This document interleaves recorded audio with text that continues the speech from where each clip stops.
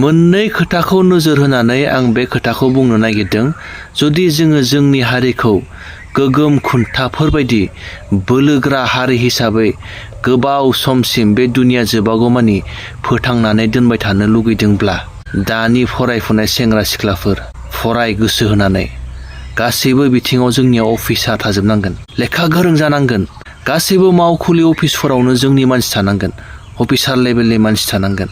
आरो नैथिया जाबाय जोङो अरायबो खौसेथि जानानै थानांगोन। खौसेथि गैयाब्ला मोनबो हारिया गोख्रों जानो हाया, लोरबां जालांगोन बे हारिया आरो जोबलांगोन आरो गुबुना नाख्रेबनानै बिसोरखौ फोजोबस्रांलांगोन।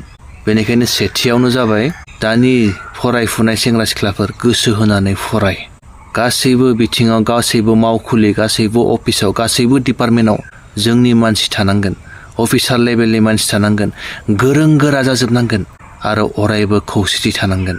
जेराव खौसेथि गैया बे हारिया मालाब्लाबो गोबाव सम, गोबाव बोसोर जोरनानै थाया आरो बे हारिया जोबलांनो सम नाङा।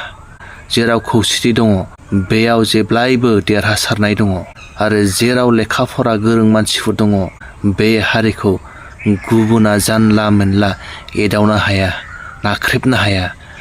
गोजोन्थों।